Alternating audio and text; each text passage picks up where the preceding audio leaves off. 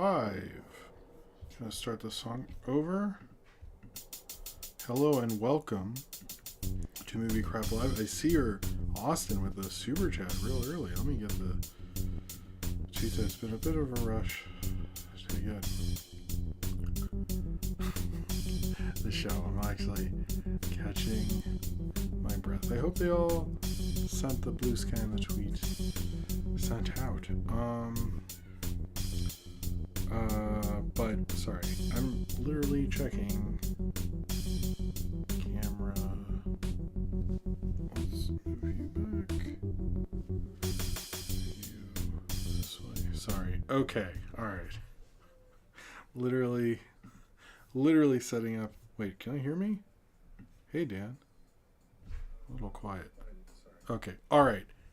Sorry about all that, guys. Okay. Hello, too. First off, Cornbread, Super Adusky, Nathanofoga, Purple Goop, Taco Master, Pup, K Master. Hello, Dan. How's it going? Classic Cameron. And Austin, we have 2 super chats. Okay. Let's switch over. And, oh, cool. Chan Talks More. We saw the day the Earth blew up. Let's move this up a little. I am going to see that Saturday with the kids. I bought 3 tickets, so if it bombs, it's on everyone else. It's not on me. Not on me. All right. Let's just figure out these super chats. First off, I already have 2 of them. This is a good thing. Austin says, went to play La Carrena, got a good card and traded for a not a Vincent Twice card, but the Vincent Price card, aka Radigan from the Great Mouse Detective. Cheers to you. I'm actually not sure if Cornbread guessed this right or not. I think I might have misjudged, although I sent out the hang out with me thing, but it is not, it does look the same. You were actually oddly close, Cornbread. However, this okay, sorry. It's a bit of a rush. This is what it is. It is called Lucky. I saw it really sell at my grocery store. It is the Red Ryder Punch. So we'll see what this is. But thank you for the super chat, Austin. Thanks for being early. That was amazing. Cheers to you. It's okay. And then we have, I just switched to the other one just so I got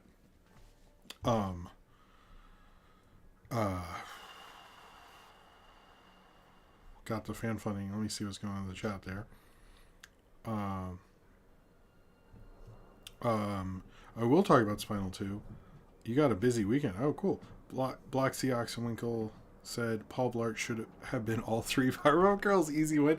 To be 100% with you, I think that would have been a better show. I think we would have accepted that more if it had been if it just like we would have been like, haha, that's funny. So but yeah, so cheers to you, Bloxy. Thank you for the Kevin James. I'm curious, I was thinking about this today, how Kevin James and the thing has its own life, but remember when Observe and Report came out? What is Bloxy's take on Observe and Report? I'm just curious. Blood tea, I'm so sorry about this is okay, it just tastes like punch. I'm sorry about your cinema. It does suck when, I know we're joking about monster trucks, but it does suck when your favorite cinema shuts down.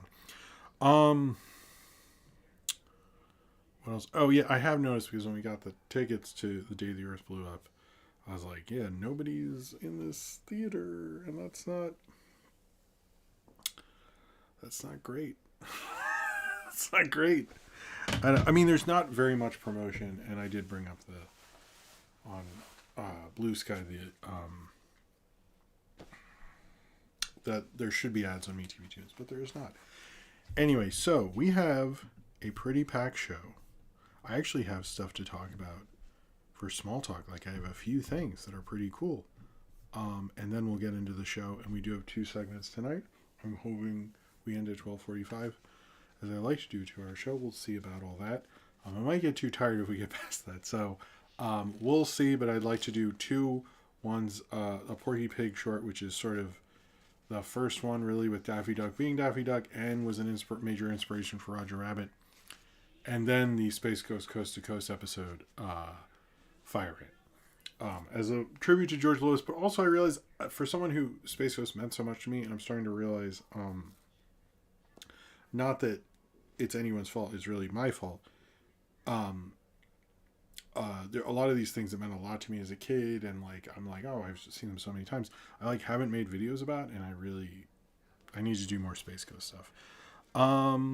Oh, Bloxy, you should see Observer Report. I remember it being good, but it's been a while, so. Yeah.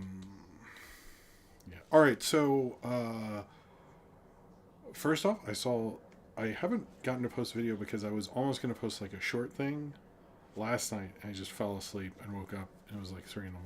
and I was like, ow. Well, it's too late now and I'm just too tired. So apologies for that. But on Tuesday, I saw 2 movies. One is Mickey 17 and the other is No Other Land, which is the Palestinian documentary.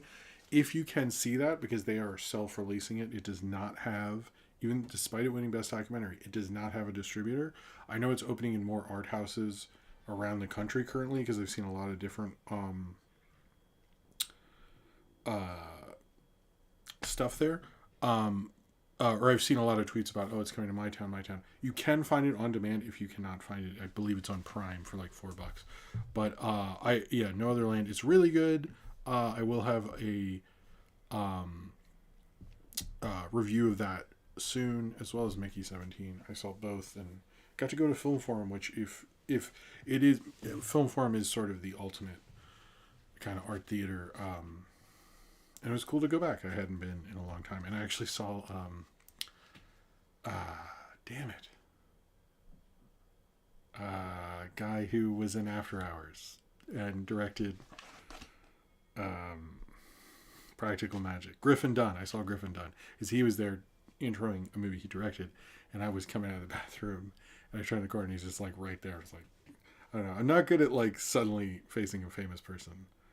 But yeah, if you can see No Other Land, it's not being distributed. So I think I'm not sure how the money goes, but I paid like a full ticket price. Didn't use my Regal thing. So, but there will be a review of that soon. I like Film Forum. It's kind of become all documentaries now, which I'm a little like not thrilled about, but yeah, to my understanding, it doesn't have a distributor.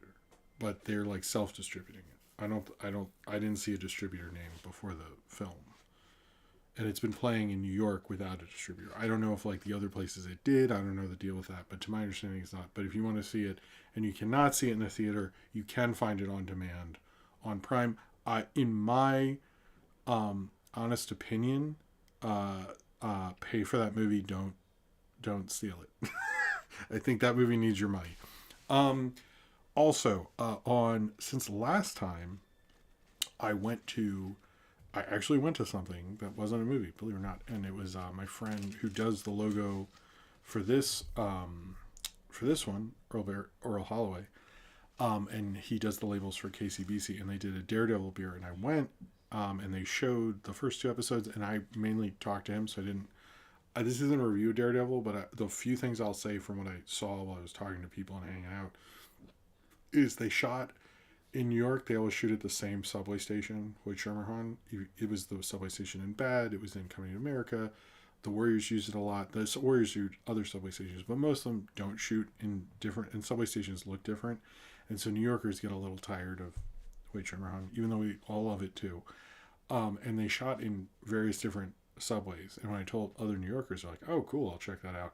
And I noticed when he was in a fight in an apartment, it like, oh, that's a real apartment in New York. And like, so I was like, oh, this is very New York Marvel show. I was surprised by that. But yeah, if you can see KCBC, it's the same guy who does me reacting to the, I did see the Kickstarter. Sorry, I'll finish this. I don't think I am your dad, Ratboy Mickey. If you see it, it's apparently in other states, which I didn't know. But yeah, it's the same guy who drew, me with the 3D glasses and stuff. Yeah, it's pretty. I liked it. I had the beer. It was good. I thought he did a cool job designing it. I like all his labels. I literally go to fridges and places that sell them and just like look at them. I'm a fan of his shit. He does a good job. Okay. Blacksea said, "Did you see the Kickstarter for the Stan Lee doc? I believe that's on the list, and I will get into that. But cheers to you. Thank you for the super chat, Blacksea." Oh, one of the things was the day the Earth blew up. I'm taking the kids. So, and the other thing is, this I don't think anyone heard about, and it was sent to me. So someone apparently toured Titmouse or was at Titmouse and sent me pictures. Who was the director of movie 43? I'm lost on this movie 43. I'll look it up later. But someone went to Titmouse and was taking pictures and visited it. And apparently, Titmouse, there's a Knock For sticker at Titmouse. I didn't know that. So that made me feel good. I was like, oh, cool. Assuming they got it from Ian and not me, but I don't know. I don't know how it got there, but apparently it is there. I did not take a picture of the picture they sent me because I'm a stupid person. But it was kind of cool to be like, oh, Griffin Dunn directed? Really? Really? Hold on. Now I will look. No. Anyway, it was cool to find out. He did movie 43? I thought that was like, or is he one of the, isn't it multiple directors who did movie 43? Or is he just in it? Now I gotta solve this because this, I can't go on. Okay, he did one of the segments, which was Veronica. I don't know what segment that is. There were multiple directors, including Elizabeth Banks, Steve Rill, Steve Carr. Who were all the directors of movie 43? I didn't realize that he was one of them. Jesus, there's a lot of segments. Brett Reg. This is like a real cursed. James Gunn did a segment in movie 43. Did we all know this? I knew one of the Fairleys. Or both Fair? No, only one Fairley. Did everyone know James Gunn? Really? Yeah, this is a weird list of people. I cannot imagine a lot of these people getting along. What the fuck is this movie? I actually didn't see it. I know a lot of people reviewing it. I was just like, I can only do so much. Isn't Adrian Brody in it? And he says like, "Go ahead, make me gay," or is that a different? No, that's a different. Even another. That's like the app movie or something. Jesus, how the 2000s dealt with like parody comedy stuff was just embarrassing. Anyway, Austin surprising us all with that one. That was shocking. Anyway, all right. But yeah, if you see, I think it's in Ohio. They said Maryland, New Jersey. If you want to snag one of the KCBC beers, so if you see it, take a picture, tweet it and stuff, because it is a good beer and they're good people. And it's also, I got to go to their tap room,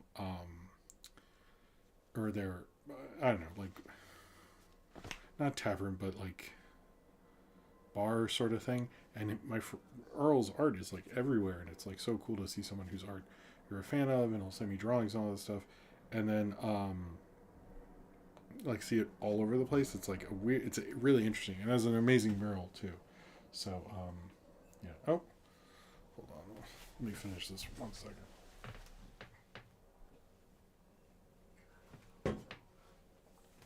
Okay. I had some coffee from earlier. And, serenity the caffeine after running around getting all. I actually have new lights, and I was gonna. I was gonna have them going off, but I didn't have the time. Anyway, all right. The Griffin Dunn segment is Kieran Culkin and Gemma. Wait, I'm sorry. How is this so? That segment is so right now. Like you have Kieran Culkin. Someone's gonna make me review movie 43. I just like know it. It's gonna be in that movie review vote like tonight. Someone's gonna be like, "Jim, take my take my shit off there.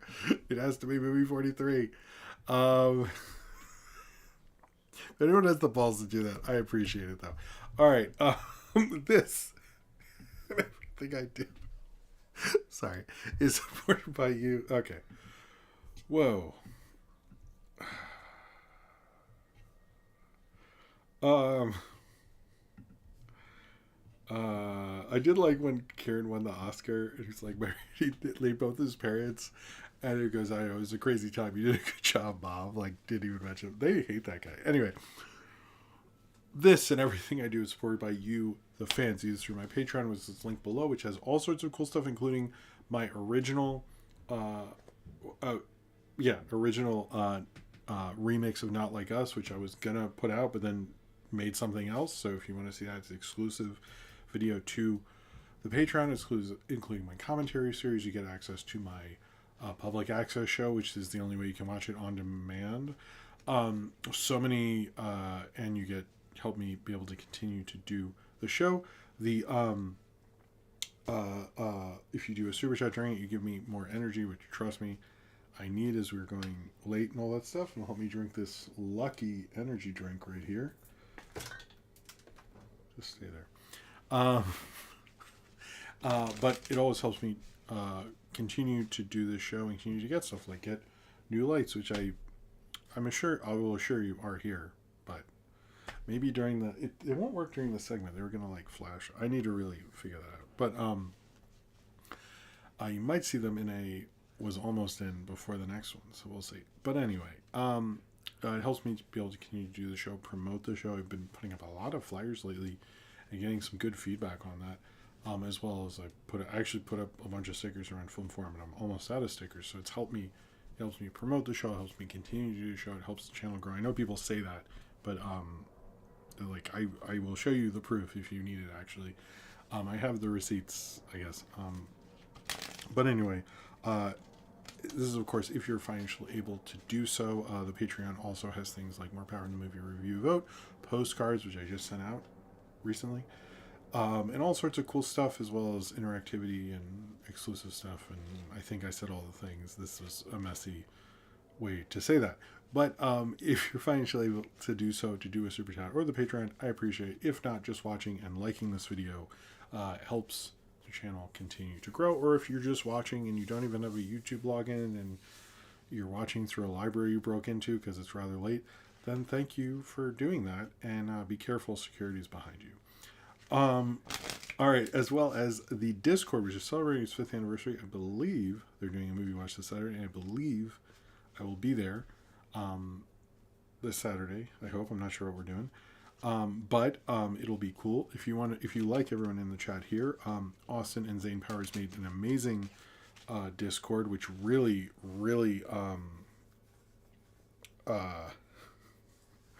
which wait, are we doing Jack and Jill? Oh fuck. Which yeah, if you like this community, they run a really great Discord. It's a wonderful community, and if you like this chat and you just watch this later, which I know most people do, you can always come and hang out. We do daily questions. There's going to be a lot of Looney Tunes ones coming up this weekend. I know that, and there's the licensed playing card channel, which I will show off these Stitch. I guess it's appropriate I have Stitch cards, although I don't think these will make it to the live action. Where's my? Hold on, sorry.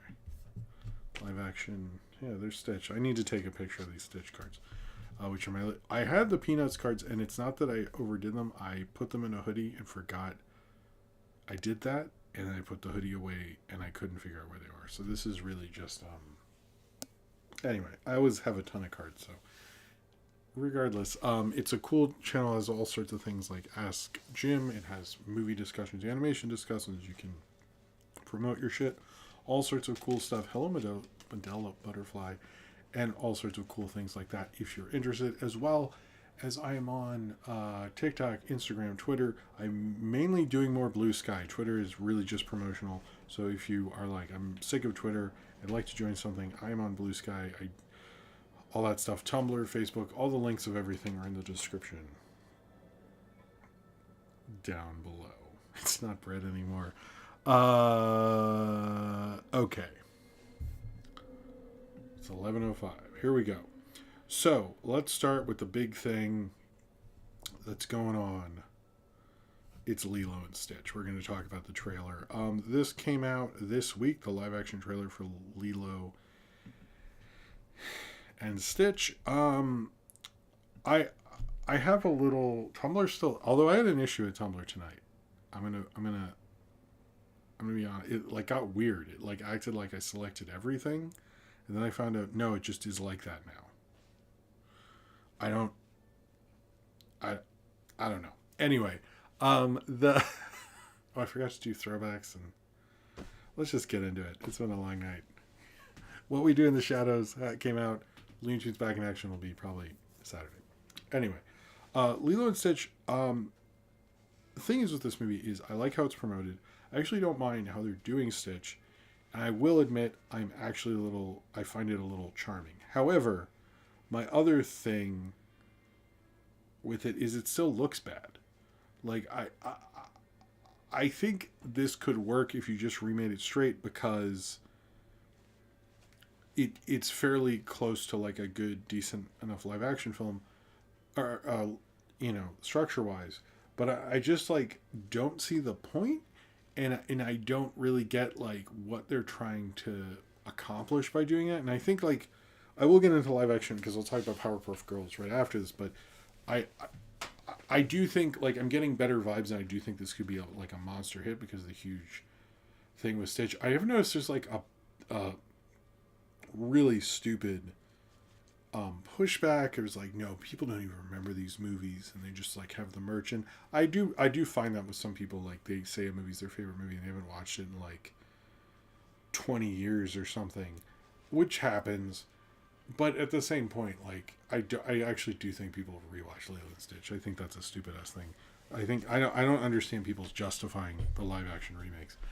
And it maybe this is the more charming of them, but I feel like it's like using the charm from the original, and that's just baked in because it's such a smart movie. But it just like like the original. But I don't find why I would be compelled to watch this over the animated one. Like in the long run, I still find that like what is the redeemable quality of the live action ones? Like when I was thinking of doing throwbacks this month, I'm still debating whether I want to do Cinderella or not. But I'm also like, does anyone fucking remember? You know? And I think that's like they're just not. I just don't really get it at this point. So, but I think Stitch is huge. Yes, I agree. Like Ryan Welch is saying, the merchandise. Like if you really think about it, every day, I did one day I realized how much Stitch merch I just saw from like the subway to walking outside to like my kids' daycare, all this stuff, and I was like, I think I see Stitch like 10 times every day, no matter what. And I'm holding his cards even now, but like people I don't think realize how huge Stitch is as a pop culture icon, and I think I fully expect this to have $100 million opening. I really do. I think this is going to be a monster hit. Will it be good? I don't feel that presently. I think you should have. Who's directing it, actually? I actually don't even. Let's see. Lilo and Stitch. Who is it? Who? Dean Fleischer Camp. Oh, Marcel the Shell with shoes on? I mean. I would have gone with the Minari guy. Did he say no? Wasn't he going to do that? I mean, maybe this will work out. I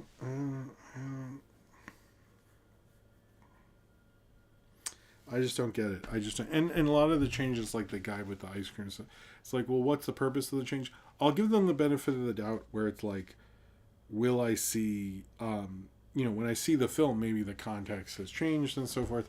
I sort of don't feel like that is true. And, I do feel like, one thing I didn't feel an animosity towards Lilo and Stitch. It felt like just Lilo and Stitch, which I feel in Snow White, which I feel in the Powerpuff Girls thing. I didn't feel that, so I think this might like win us over. But I'm often like, it's like the Little Mermaid one where it's like, okay, well, you accomplished, having the girl playing the Little Mermaid, obviously like. Culturally, like that was a hit at least, and like I'm curious if like this is their plan now to like, well, what can we get like some redeeming quality? Because like Lily James was like, I'll use the Cinderella example again, but I actually thought about this as like, how many of you, when you hear the name Lily James, if you do know who that is, even think of her with that? Or like, it's like so many of these people do these movies and they're huge, and it's like that's a movie that's 10 years old. right? And like how often when I think of Lily James, I think of like Baby Driver or Pam and Tommy, or you know what I mean? And it's just like doesn't really. I just don't. I think they need to really rethink these because they're making like one thing. You know, everyone Iger has done such a shit job, but I get that like people don't like them dressing as humans, Plisky and Jumba and stuff. But I think that is. I agree that's dumb. It's probably just to cut costs, but it's a dumb idea. It's. I also don't think it works as well because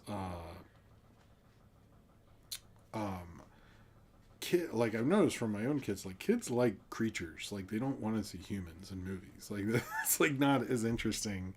So I think they um, I I think they kind of mess up if you don't do that. You know, it's like kids like seeing weird stuff. So, why are you thinking of Taco Bell and blood tea? I'm confused. What's going on there? Taco Bell. Okay, I get it. I get it. All right. So moving on to the Powerpuff Girls remake, and I think the leaked trailer came out. I know there's a script. I'm not reading that fucking garbage. Leave me alone. But I did watch the trailer, which did leak, and the trailer. Well, first off, I think let's move Felix back. Sorry if I'm. The thing with that trailer, it is not good. I mean, there's no other way around it. Sorry, I'm moving my little toys here. Is that what I was talking about before? And I do feel like this animosity towards animation in some of these, and I think Powerpuff Girls is like Exhibit A, because it's just like, you know, why are you saying like Buttercup was like whitewash? Like what was that? Like that was weird. And I didn't understand like what we're accomplishing. That's the one thing. Like I often think like, what artistically are we even saying here? But it almost felt like it's like, well, that's a kid show, but this is a grown up script by grown up people. And you're like, I mean, I assumed what? Like it just what I said this on, maybe it was Blue Sky or something. But like the default mode to all live action remakes is this idea that like, well, it's better because we're live action screenwriters and we will make it more complicated in animation to the simple story, and like the, you know, it's reductive and all this stuff, and they never go like, wait, why did they do that though? I never see that. It's like they never go, why was the Powerpuff Girls like that, and then what was the purpose of it, and like what were they doing, and then they just go like, oh well, this is like I can do I can make these more complex and all this stuff, and so therefore it's better. That doesn't necessarily mean it's better. I thought the special effects were very bad. I thought most of the casting was bad. I do like one, but I didn't get the Mojo Jojo, like he's broken up into two people. Like why? Like that was odd. Like I don't even understand that decision. Now I can't watch the full pilot, and if they want to send it to me and stuff, but this was just, I don't really understand like what they really thought they were doing, and like what was the ultimate purpose of it. Now I will give them some slack on the special effects, because I guarantee you, since they canceled it, I'm sure the special effects would have been worked on more had the show like gone to series. So I'll give them that. The only other thing I'll say that is a compliment is I thought Dove Cameron was actually good as a grown-up Bubbles. Like I was like, she's the only one who was like, yeah, I believe that she was Bubbles. Like I was like, I actually buy it. Like, and I do think she's a very, I've talked about, I've seen every episode of Liv and Maddie several times, not by choice, and all the Descent. I've seen like probably everything she's ever done. And like, because my daughter loves her, and all little girls really love her, and she is a very talented actress. Like regardless of the material she does, very talented, very very good actor. And her Down with the Clown thing was like sold very well. It's like she knew she had a joke, and everyone else is just like, I don't think they really got the perspective, and it seemed like she got like, oh well, she was Bubbles, and now she's a party girl, and she's done all these things, and like you got that through all her stuff, and everyone else was like, I didn't really get a sense that they were ever. I don't even think they watched the show, frankly. So I'll give her that credit. I hope she actually gets a better role at some point, but because I don't think people realize how popular she is, in all honesty, because you ask anyone in elementary school, they will know who she is. It's like I've often said she's like how my generation used Mark Paul Gosselaar, where like if he does an interview, I'll probably watch it just because he did it, and I listened to the podcast where we rewatched Saved by the Bell, and that was good. My favorite part. Sorry, this is like I did have a good trivia thing. Ah, well, we'll save it next time. My favorite one was like he was doing it. I think it was Breckin Meyer, and he literally went.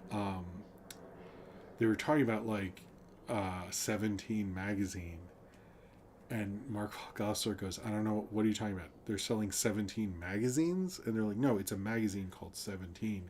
And he like didn't know what it was. And they're both like, you've definitely been in it. Like you 100%. And he had like no clue. Like he's just not in his world. Though it was interesting. It was interesting. It's you think he'd be so into it because he was like he didn't know what it was. It was a good podcast. It was just him from the guy who Zach Morris was wrong, or was it Zach Morris was right or something? Whatever that College Humor thing. He was part of it, and then Zach and Mark Paul Gosselaar. It was a good podcast. I think it's over now. Anyway, sorry. I thought it was very bad. I just didn't think it had a good perspective. But I do think like a lot of these things, they come from a place of oh hey Will and Will, how's it going, man? Happy birthday. It comes from a place of just like we're better because we're live action, and there's not like I was thinking because my daughter really likes the Josie and Pussycats movie, and my wife and her were watching it, and I think part of that, why that film has stayed so successful, and most people I know who like it have never seen the cartoon, is because it like picked a perspective and had something to say, and what it had to say was not we're Josie and the Pussycats remake, it was well, there's this whole thing, and like we're just using the character to do this. Like I'd much rather you do that, but like instead of like how do we remake this and what do we do with it, and how do we make sure the network's happy, they never have a perspective, and I think that's why we have Speed Racer and Josie and the Pussycats and maybe like was it Pete's Dragon and stuff, but like nothing else has really permeated the culture as a full movie, and I think it's because those like understood what they were doing. So, but whatever. We'll see. But I thought it was really bad. I don't want to like go through I know Saber and other people have done that, but I just feel like it's a shitty CW show. They clearly like didn't. I will give them like most trailers don't have the finished special effects. I really doubt they were gonna release those special effects. But it's just like what to me it's like it would have been more interesting to see like well what happened to Townsville after they left, like maybe somebody else took over, like what do the Powerpuff Girls mean to like there should have been more of that, and instead like it's just quips and stuff. To me if they don't like us shitting on it, release the stupid thing, like come on. But to me it was the worst version I've seen so far, just based on that trailer. But I will not say it's the worst version because I haven't seen more than that trailer, and I don't want to act like I can talk about it with any authority, and neither can anyone else. All right, so moving on to so the Snow White is coming out, I guess, next week. There keeps being a lot of news stories about how they like rolled back the press and like they're not sure what to do, and because of people really don't like Rachel Zegler, I've noticed, which I don't really get fully. I guess because she didn't like that she wasn't asked to the Oscars at one time. It seems like people were mad about that, which I didn't understand. I mean, I thought it was a good point, frankly, but whatever. And like all sorts of really sexist, horrible memes about her and Gal Gadot and all this stuff. To me, it's like I thought about making a video that was like why the original Snow White is like so important and like we really shouldn't be embracing these live action remakes. But at the same time, I was like, I don't want to feed these like literal horrible fucking people who like hate this movie. So I don't think I'm going to do it because I don't want to like be a part of that whatsoever. But it does suck because that is like a real legacy that Disney has. Like if you talk about like what are the most influential films of all time, Snow White would be on there. It is a major groundbreaking film in film history, and it stinks they're remaking. I think it legitimately is horrible. But yeah, I guess it was an airplane Raymond Cruise Shrine. But I don't know. But I know they're like walking back press and like they're kind of not expecting the best from it. But like, why did you Anyway, I am gonna try to review the original though. I do like to review the originals. That is something I'd like to do. I don't know if I'll see the remake. I really don't. It's for my mental health. I can't sit through too many of those things because it's just. I feel like those reviews are just me fucking complaining. Um, but I don't know. I've heard people say Gal Gadot is like not as pro Israel as people saying all that, but I don't know. I just like to me, it's like I think she needs to. If I were her, I would go away for a little bit. I think it kind of didn't. Wonder Woman 2 didn't work out. People are not into her as much, but yeah, really? That's interesting. I forgot Rachel Zegler was in the Hunger Games route. That's interesting, Embla T. I mean, yeah, they did really embrace. I forgot she was. I really forgot she was in that. Uh, but yeah, I don't know. I don't know. It's just weird. I also don't get like the whole like, oh, but she really wanted the government to be nicer to poor people, and I'm like, did Snow White care about that shit? I don't. She seemed pretty oblivious in that original one. I don't know, man. I don't know. It's also like it's hard. I think Rachel's like when she did shit on that, and I've heard other people who worked on the movie shit on the original. It's like it's also like the first major Hollywood animated film like ever. Like give it a fucking break, dude. Like it's not like it came out in 1994. It came out in like was it 37 if I'm correct? Like it, what are we doing here? Like it's like it was a major technical. The fact that it like came out was the that they actually finished it and it was watchable. That was the victory. It wasn't. So I think they sort of don't get it, but whatever. It's like understand. I often notice people do not bring up context a lot. So to talk about the other, man, there's a lot of stuff. If we started it, okay, maybe let's around midnight. We'll see where we're at and all that. All right.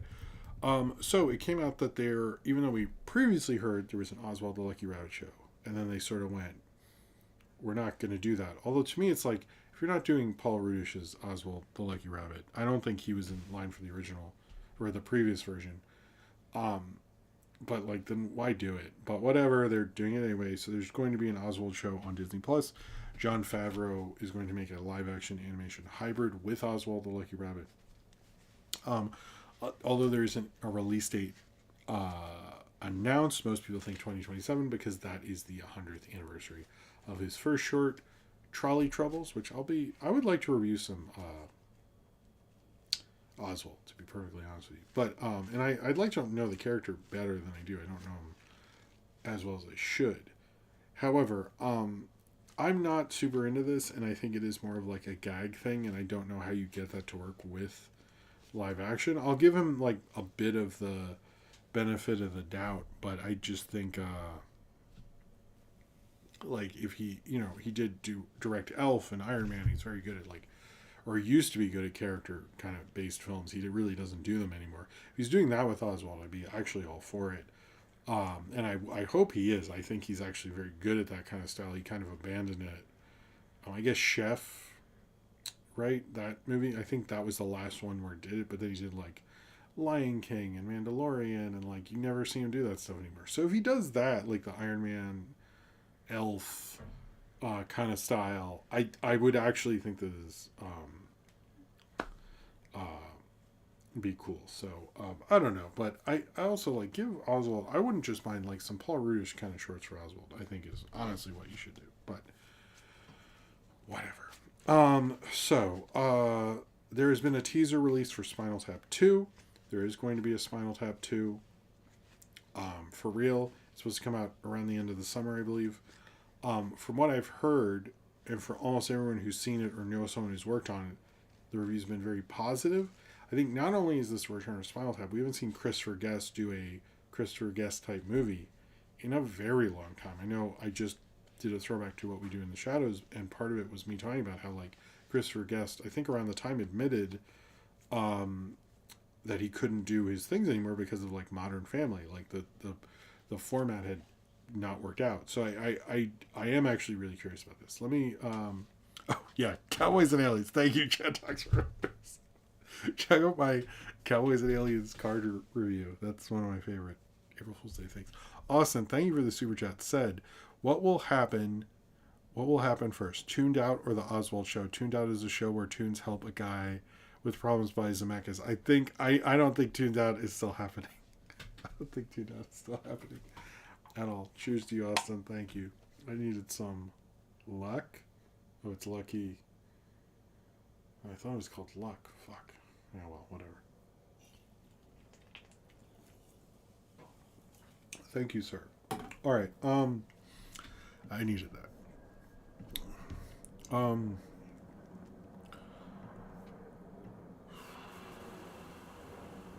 It's been 6 years since Jesus. All right.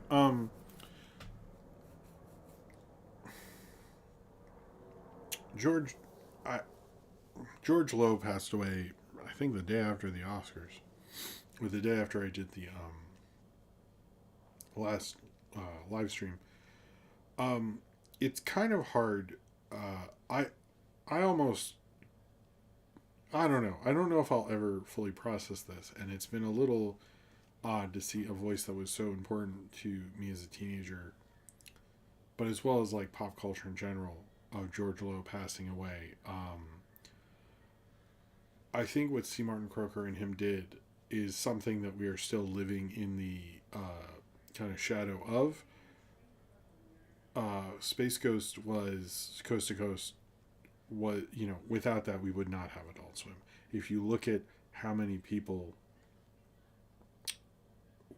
came from that, it's pretty insane. I'll go more into it, Fire Ants, but I was surprised at how many people worked on it are like not with us anymore. But as well as I think like without his voice, Space Ghost would have not worked. Like he had such a commanding, wonderful voice that like the charm and the irony came through. And it's kind of crazy to think like he was like my parents' age, because I almost look at him more as a Gen X icon. But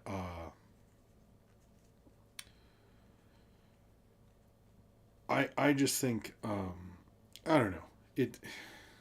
Even I've watched some Space Ghost since then. It's just hard to believe there's never gonna be another Space Ghost anything. And I know he was on Jellystone and he showed up at Jellystone, all that stuff, and it was wonderful seeing him a year ago do a more Space Ghost episode.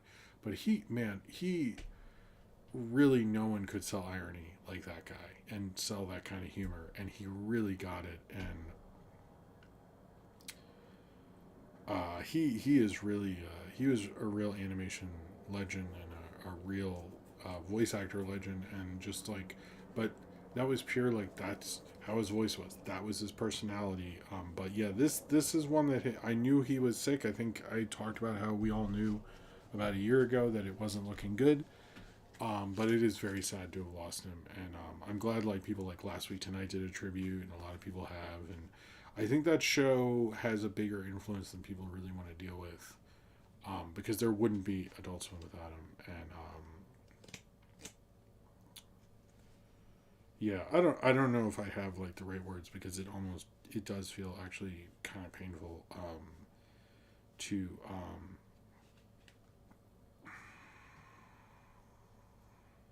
just not have George Lowe anymore. I don't know. It's really something. You know, when I was in middle school, my things were like him and Mystery Science Theater, and just going through the episode list today, I was like, oh yeah, Pavement was in one, and I was so into Pavement in middle school, and like the Sonic Youth episode where they just jam, or there's just so many moments, and so many people to talk about different episodes, and like the Michael Stipe one, which I laughed at so much as a kid. Anyway, it's just sad. There's really nothing. We really lost a really important figure in pop culture, and I don't think people really respect how much we lost. I don't know. I hope I get through Fire Ant. This might be a hard one there. But R.I.P. to him.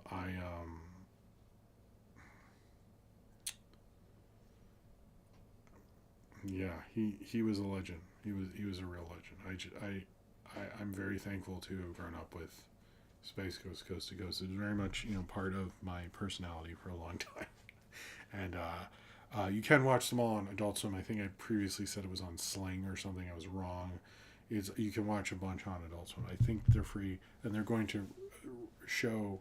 I'm talking about Fire Ant later, and I'll repeat myself because obviously that's a later comes a bigger thing and all that. But they're going to play the full Fire Ant next Thursday, apparently. So anyway, let's. If you want to do tributes in the chat or say what you want in the comments, I understand. But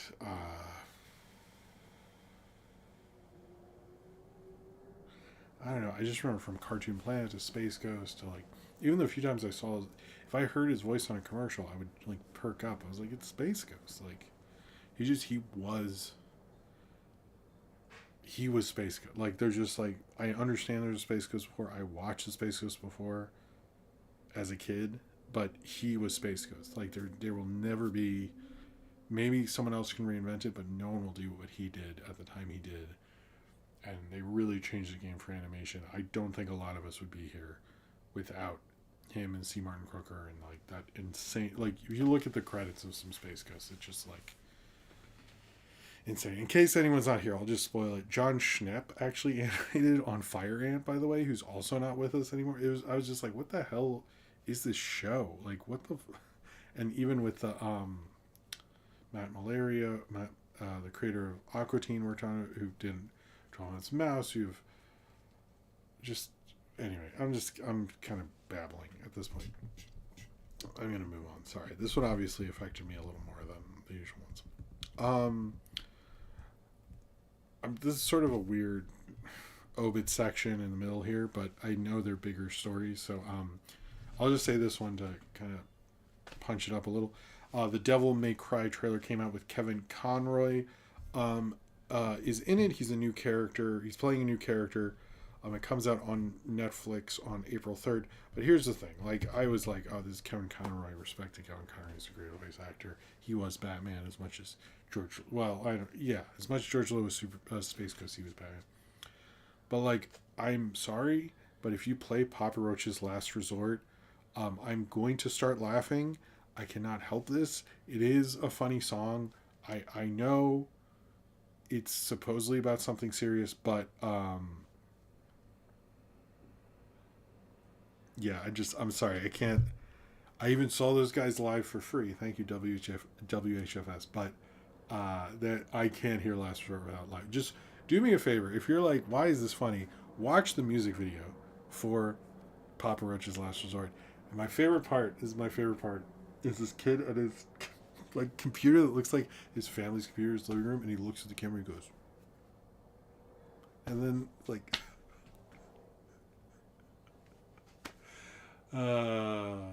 fucking Papa Roach. I just love, that's my favorite part of that whole video. You have all these kids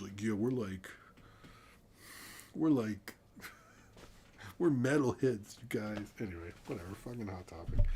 Alright, sorry. I should have got so goofy. So we did maybe I should have done this in the starter. Gene Hackman. Whoa, okay. Fine. Gene Hackman found out the details of what happened to him. It's actually, this is not a good transition. I apologize. We did find out what happened to him. It appears his wife did get an infection. Or his wife died the week before, and since she was the primary caregiver, it looks like basically his health deteriorated after she died. He might not. We're not even sure if he was aware of that, because he did have Alzheimer's and stuff like that. It was very tragic, and to a really great actor. I think everyone's kind of sad about the details of that coming out. This was not a good transition, but sadly, that's the kind of thing that's fairly typical, actually, and does happen, and it's very sad that it did. And thoughts with his family at this time and all that, but I think it's really sad that that's the way he went, but it's also good that uh,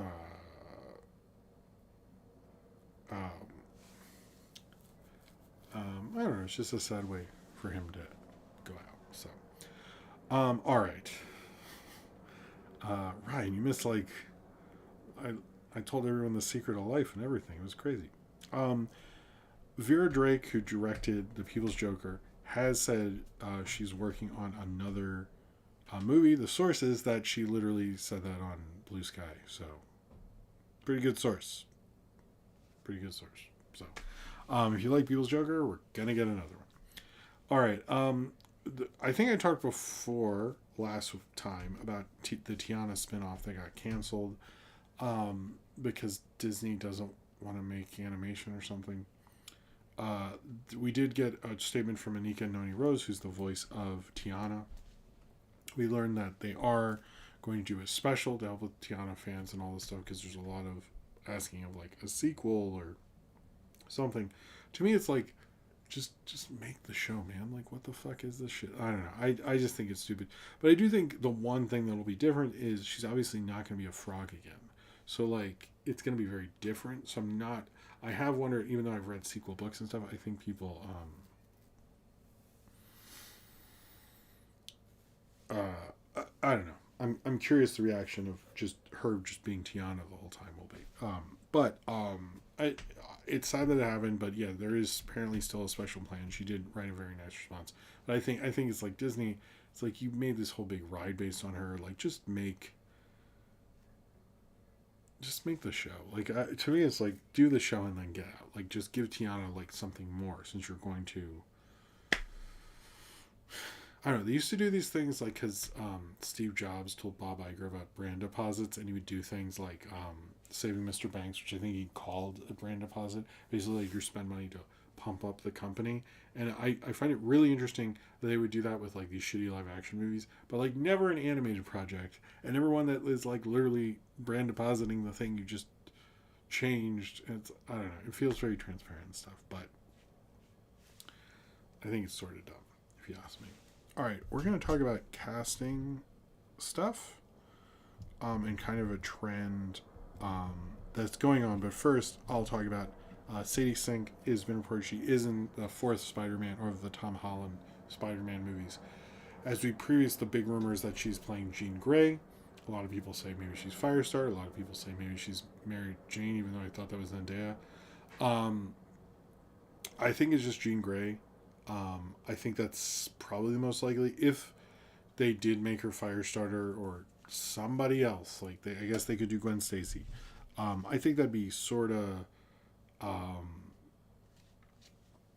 don't know. We'll see what it is. We know she's in it. It seems like there's a lot of heat on her and the Stranger Things kids, and we're gonna keep seeing that. Go on for a little bit. So the other casting that isn't part of this larger thing that I want to talk about, which leads into it actually, is the Narnia casting, which we keep hearing things about. One, we heard that Daniel Craig is up for a role. Don't know who. Is he I know that Papa Roach slang is about something serious, but it is silly. It's just the Green Day song from Godzilla, but he's rapping over it. So it's not like anyway, whatever. I don't want to talk about last week. This is not the Papa Roach live stream. The Rock guy does that. Who will be Iceman is amazing. You know what? Actually, Austin, I will say, like, if they cast, that would be it would be crazy. Jean Grey and Iceman to throw us all off. I love that. Cheers to you, Austin. Thank you for the super chat. But anyway, we know Daniel Craig is up for a role. We don't know what. Come to start. Thanks for that. I saw that. I was not into that. But I remember wasn't Polar Bears had a fight with something else? There was a cool fight in that. I know this didn't get as much play as I thought it would. But yeah, we don't know. I think, like, in all seriousness, how Daniel Craig has been, like, really silly lately. I actually think they'll have him play, like, one of the Beavers. Like, that's what he wants to do. Because he's never does, like, straight kind of... Well, I don't mean it that way because of the movie Queer, but, like, he never does, like, straight lead stuff. He always, like, does character actor lead sort of things. So I do think... I'm part of me is, like, it would actually make more sense filmography-wise for him to be a weird character, but I know like that's not what they asked them to do. The other one was that Charlie XCX seems to be, they really want her to be the White Queen. Um, I'm not against that. I think it could work. You kind of have to be a little, I guess, cunty to be the White Queen, and she could do that. But this actually brings up a larger thing that a lot of big analysts and stuff have been bringing up, that Hollywood is seriously considering doing more stuff with like pop stars, similar to what we hear about. What was it? With like how we heard that thing from Maya Hawke, like a week or two ago, about people will look at someone's Instagram following and cast them because of that, because look at the awareness. And I think the difference things with these pop girlies that they want is that they come with a rabid fan base who will see it. Now I don't know if that is, we haven't seen someone actually like transcend that, because like Taylor Swift has acted in small roles in movies, but they've gotten like literally no box office bump at all. But then her concert movie makes $100 million, and I think they're kind of sort of probably looking at like how can we like break the difference in that. The other one that's been rumored is Sabrina Carpenter supposedly was offered Tangled by Disney, is the rumor, and it's sort of like hers to lose at this point. It's like if you want this, it's yours. If not, then we'll move on. And there's been always rumors about Olivia Rodrigo because she has an acting background. I can see this happening. It seems to be very speculative, like casting people are seriously looking at this. No one has been cast yet. And maybe this becomes nothing. Maybe like, because I think a lot of Hollywood people, and even them, even these women who I just brought up, are probably looking at their music careers and like going like, well, do I want to have a second album, or do I want to, oh, hey, William Ellman, how's it going? Do I want to have a second album and tour like Harry Styles turned down Little Mermaid to do those things? Or do I want to, spend a year or two, doing this movie and promoting it and then having to perform, the fucking songs from it and like all this shit. So I don't know, like Chappell Roan notoriously, or not notoriously, but publicly said she's not interested in doing that. And I think in a long time, it sort of doesn't work out for that. Sorry, I had a long day, William Alvin. But the other thing is there's so much heat on Taylor Swift and what the hell this movie she's going to direct is. So I do think we're going to see something from these women, and they're going to be cast in a major way, not like, Dua Lipa was in that. What was that spy movie? Oh my god, I forgot. Not Argyle. Yeah, like it won't be like that. It'll be like they are like top of the poster kind of stuff. That's what people are talking about. What will happen with that, I don't know, but it's an interesting thing I kept hearing about, so I did want to talk about it on the show, because the fact that they're all going like Charlie XX is for this, Sabrina Carpenter is for this. There's been a lot of talk of Olivia Rodrigo, and I do think if you got them in the right role, it could work. But it's like I don't know if Ariana Grande is box office yet, because she was in Wicked, but the point was it's not just Ariana Grande, it's Ariana Grande as Glinda.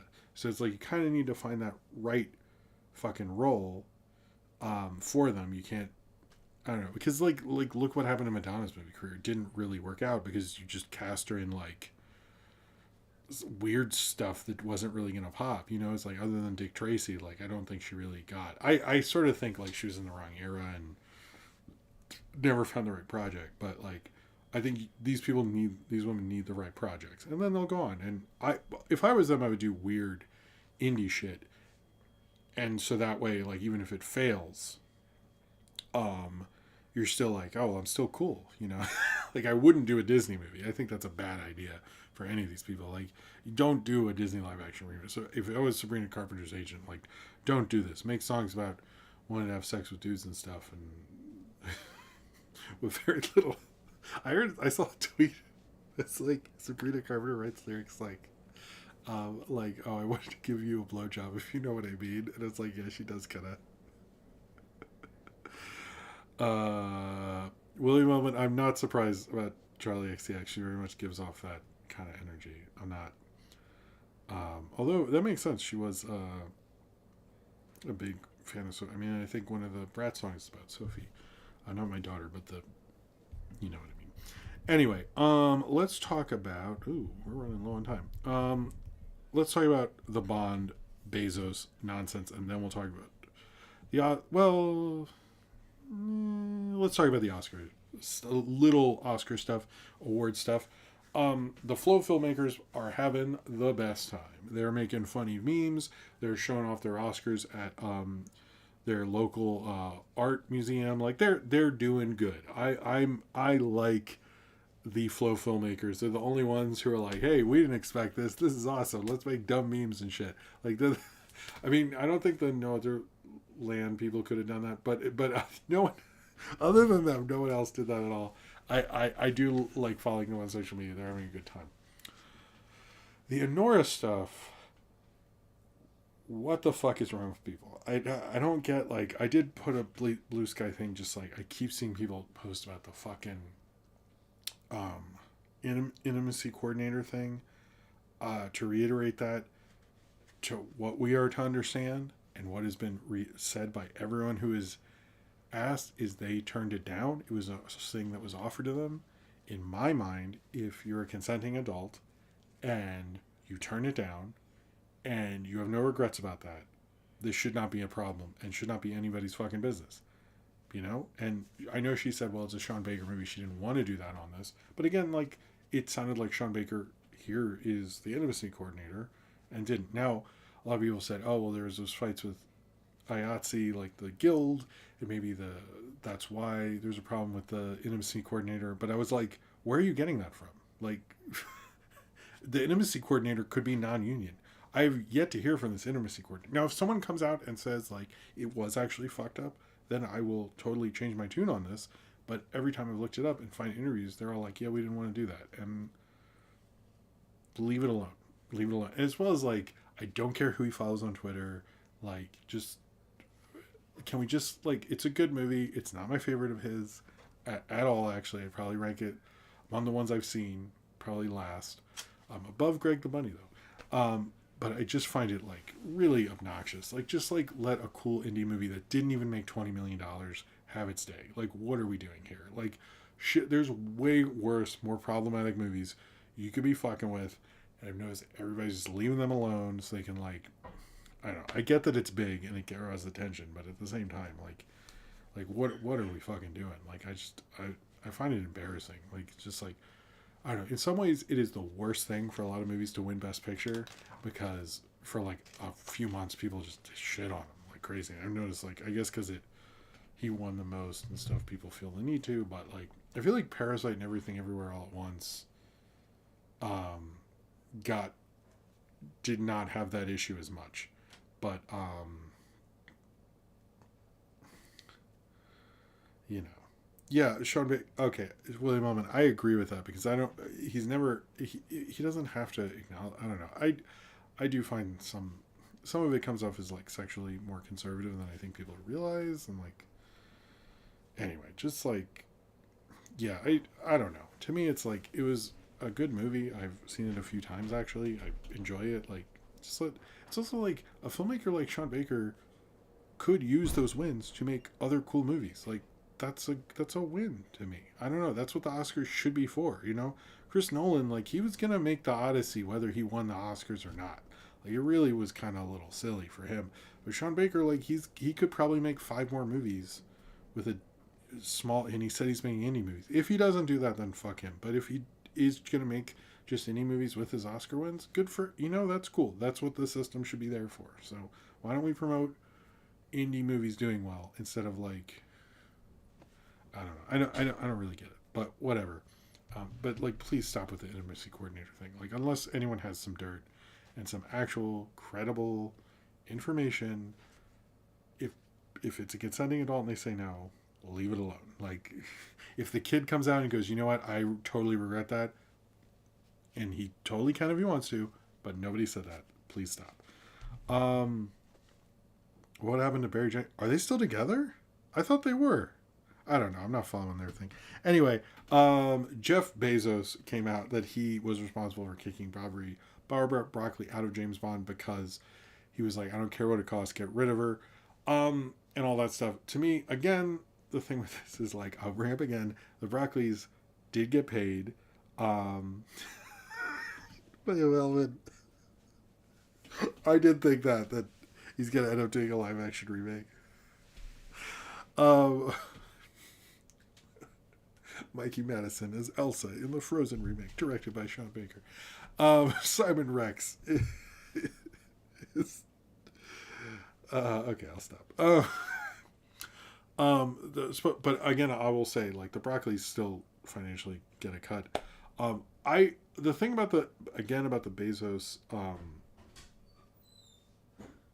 Oh, I didn't know Jenkins was married. Okay, I didn't know about any of that. Wait, he didn't go out with Chloe Zhao. He went out with. I never heard about the Chloe Zhao thing. That's confusing. You're confusing me. I didn't know about that. I was thinking. I got lost in that. Sorry, that's my fault. He wants control of it. I do think like we don't know what a Amazon bond is, and everyone's insistence like this is the worst thing ever. I do think it's probably not good, but the fact that they keep saying like they're trying to get Nolan, and all this stuff, to me like I do think if I was gonna update Bond, I've always known it was Lulu Wang and Emily T. Because it was the person from the Farewell, the director. I don't remember her name, but anyway, moving on. I got thrown off there.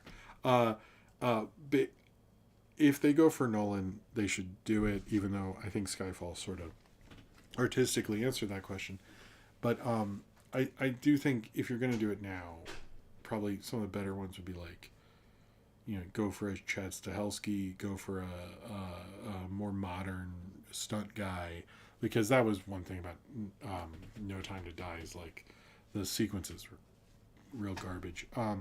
Or go to which is the Gareth who did the Raid, that guy. Like get somebody crazy like that. But like to me, it's like that people keep bringing up like Matthew Vaughn.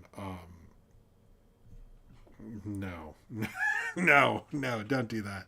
I don't think they're. It seems like they do want to get moving on this, but if I were them, I would. If you spent all that money, get the right director.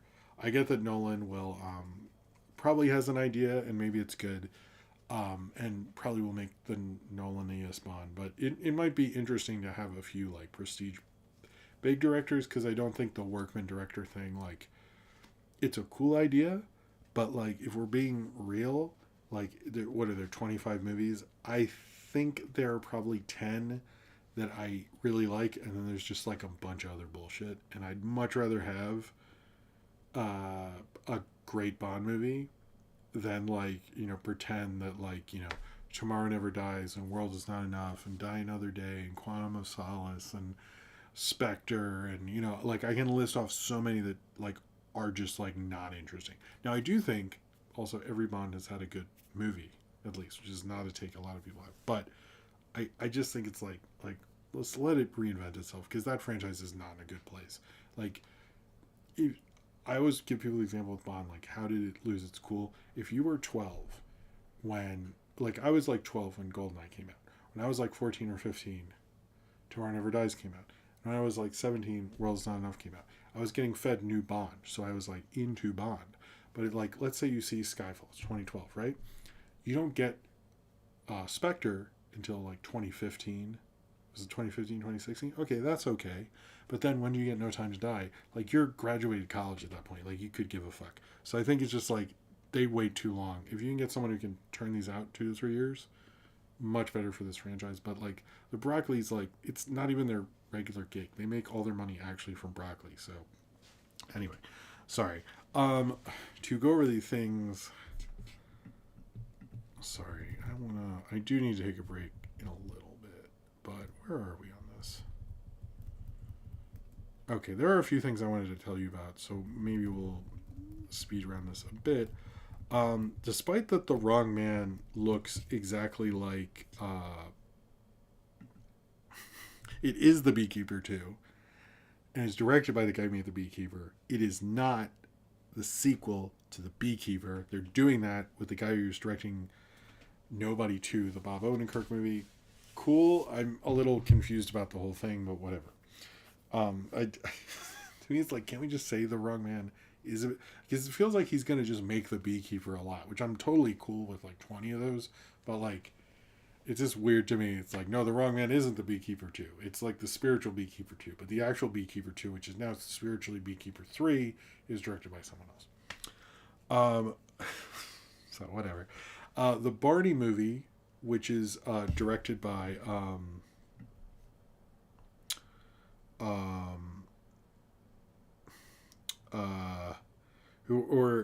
David. Uh, Sorry, the Barney movie, which we've been hearing about from Daniel Kaluuya, producing for a long time, has gotten a writer and star. That's Ayo Edebiri, to star and write in the Barney movie. Okay. I still find this to be a weird project, but fine. She also talked about how she faced a lot of backlash because Elon Musk shared a tweet that she was gonna star in the Pirates thing. There have been, first off, I do not get why everyone's so weird about the fucking Pirates of the Caribbean and Johnny Depp. Like, everyone who claims Johnny Depp is great, do you remember like the 10 years that nobody saw anything he was in and it was all garbage? Like, did you see the Gore Verbinski not in directing Pirates movies? Like, I don't know. Did they like Pirates 4 and 5? Were there a sixth one? Like, people like those movies. Those are horrible movies. Like, this is not a good franchise. Like, everyone's like, is Margot Robbie going to do it? Is this person? Like, no one should be involved in that. It sucks after a certain point. Like, I don't even actually like the second one. The third one's interesting, but like, how many of the other things, when Gore Verbinski isn't in, are not good? It's like not a good franchise. I'm sorry. Like, everyone needs to let this shit go. Like, it's like, the first one was really good. The third one is interesting because of the spectacle. The second one, like, I didn't like at the time. I don't really want to revisit, but 4 and like 5, everything after that, just like, please, like, stop. Like, Johnny Depp's not a good actor anymore. He stopped being a good actor probably around the time the first Pirates came out, to be honest with you. He stopped being interesting. Like, it's just like he was towards at the end of him being interesting when he became a huge movie star, which is why like all his movie star stuff fucking sucked. Anyway, I just like, I'm so sick of hearing about like, we got to defend this guy who makes shitty cologne ads and stuff. Like, he's not going to do cool stuff anymore. What was this bad Whitey Bulger movie? Just like, please stop with this. Like, I get it, like, it's just an open invitation for these people to be racist, but like, please, like, I do not get it. Like, you are, anyone who's claim if he comes back, like, try to defend Pirates 4 and 5 to me, because those are garbage. Like, anyway, sorry. I just like, I used to really like him actually in the 90s. I thought he was really cool, and then the 2000s hit. That's all I'm saying. All right. Get with the Rum Diary. I mean, Johnny Depp does, but no one else does. The Arctic Dog Puffin movie. Wait, what? Oh, Rango. Okay, Rango is the exception of all that. I do like Rango. I'll defend Rango. A couple things. This is kind of a bunch of quick stuff. There's this movie about the band Pavement that's like this weird documentary thing. I keep seeing trailers for it. Supposedly it's going to come out this year. It stars one of the kids from Stranger Things. I'm very interested in this. I'm not one of those people who got into Pavement in college. Like, I got into Pavement in middle school. Not because I'm cool, because I had no friend. Nobody thought it was cool. Me getting into Pavement, I know they talk about in the Barbie movie, like, no girl, I was not using, if I used Pavement to hit on women when I was in middle school, I was getting nowhere with that shit. So, that's, anyway, I was shocked to find out people use Pavement. I was like, how do you use Sonic Youth? They're a lot better. But, and very influenced by Sonic Youth. Like, you should know music better, but I guess guys are kind of dumb. But, it looks interesting. I'm curious about that one. I have heard a lot of people bring up that Celine song apparently met with Marvel. What about? I don't know. I think if I was Marvel, I would go more cult director, and like, you should be calling up the person who made Psycho Gorman, not the person who made Past Lives. The Past Lives person should go on their own thing. I don't know what it's about though. So like, I'm talking very generally. Maybe there's a project that she's perfect for, and I don't know. We don't know what it is, but she met with them. She might have just been like, hey, you want to just chill and eat pizza? That too. I don't know. Supposedly the person they're trying to get for Blade now is Chad Stahelski, which I think is a good move, to be honest with you. Or I've heard David Leitch as well, but it's probably I've heard more Stahelski. I think that is probably the best idea for Blade at this point. I know I just said he should be Bond, but that probably won't happen. So, um,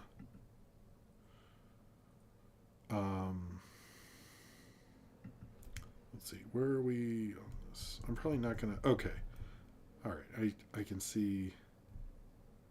But, oh, okay. So Cornbread brought this up to me. I also missed it. I heard there was a Starfire show, but I didn't know that Amethyst of Princess Amethyst of Gemworld, will be a part of it. This is the quote. It says, "Along the way, Starfire will meet Space Biker Crush, Plant Loving Fern, and the magical Princess Amethyst of Gemworld, and together they will uncover the deepest reaches of the DC universe."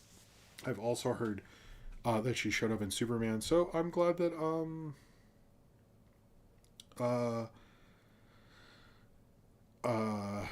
glad that Amethyst is getting out there.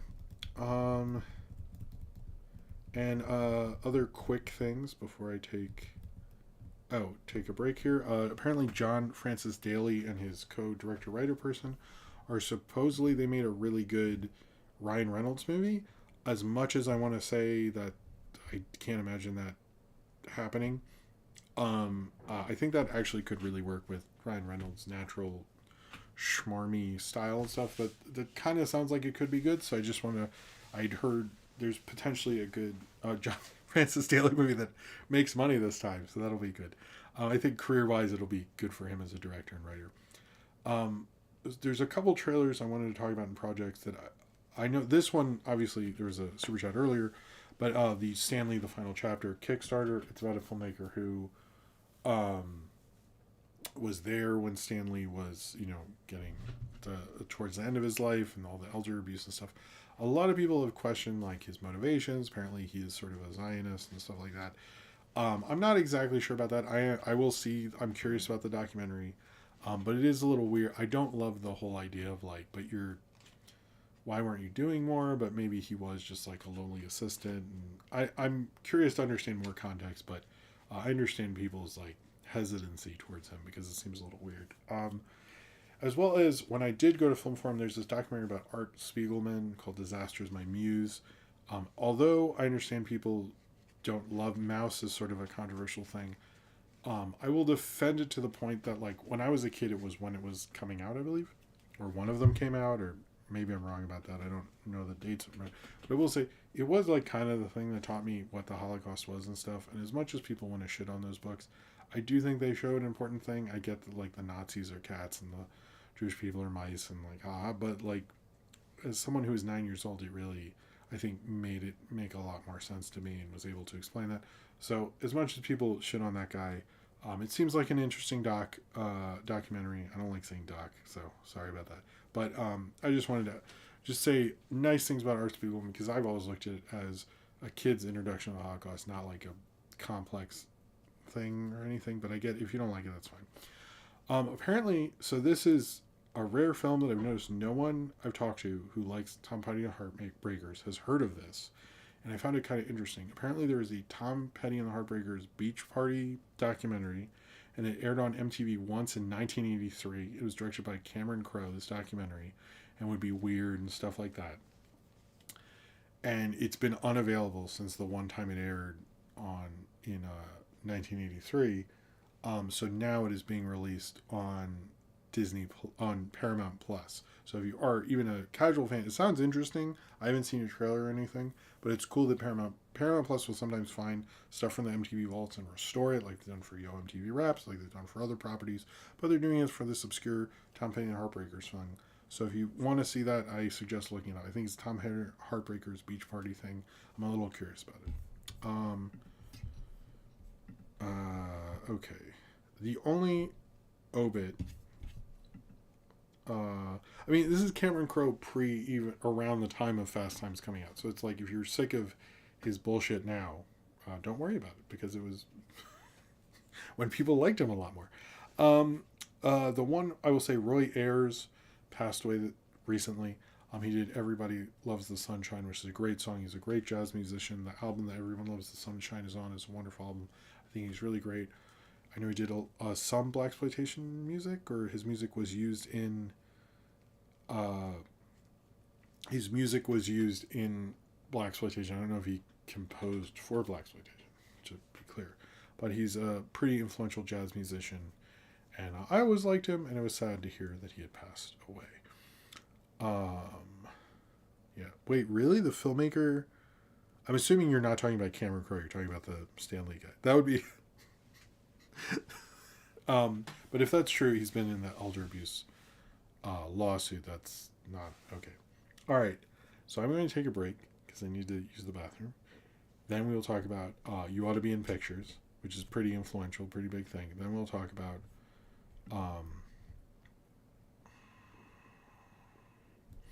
Space Ghost Fire Ant, and then we'll do questions, and I want to be done around 12:45 because I'd like to go to sleep at some point. So thank you all very much for being here. If you, I very much appreciate it.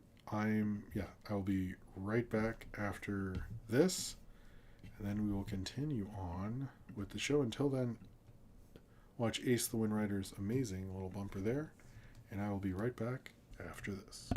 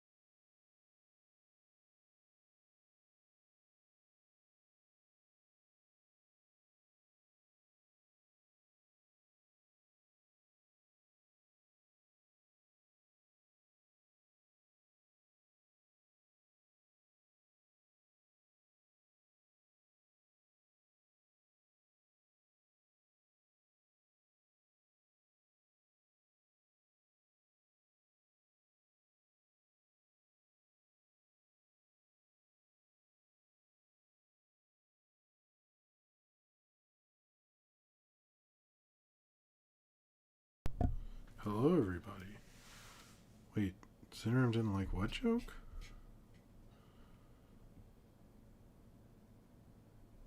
I've talked about Skibidi Toilet. If there's a bigger thing, I'm not against Skibidi Toilet. I'm confused what Syndrome didn't like. Oh well. Whatever. Alright. Like a single YouTube short. We'll see.